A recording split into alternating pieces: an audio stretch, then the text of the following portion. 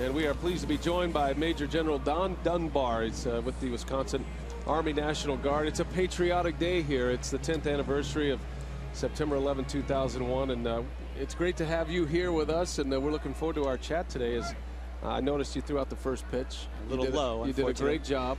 And you had a number of your folks out there as well. We'll get into that in just a moment. Welcome to Milwaukee. Welcome to Miller Park. It's great to be with you, Brian. Thank you so much.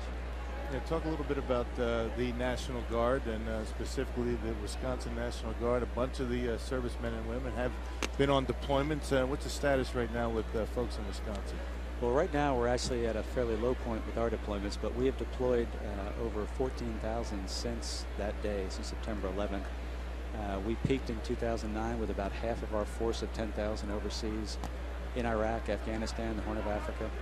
And we have a few deployments coming right up in the next year or so that I really can't talk about, but the formations are getting ready to go.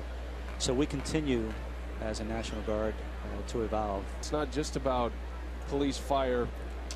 It's all of us. And what great heroism on that plane that day. That was really the first line of defense on Absolutely. that day, to keep that plane from perhaps going into the Capitol building. Yeah, and that great rallying cry, "Let's roll." I mean, it was really extraordinary what they did, and who knows what the target was. We never know that, but those men and women were incredibly brave to do what they did, and they responded. And you're right, it's not just the military, and it's certainly the first responders, but it is each and every American. And you made the point about being on an airplane. The decision the public made after that day to not live in fear, to continue living their lives, to have the hopes and dreams alive for your kids and everybody's children. You know, we're not going to be shrinking violence as a nation. To make that decision was a key point for our country. But I can tell you that baseball is a national pastime, and this is something that we get together as families. We go out, and this is part of that living life, not living in fear. We're not going to let somebody else dictate how we're going to live our lives. So that's a very important thing. And you make the connection about people, and I think that's really what we're talking about. And I'll talk in perspective of my guardsmen, my soldiers and airmen.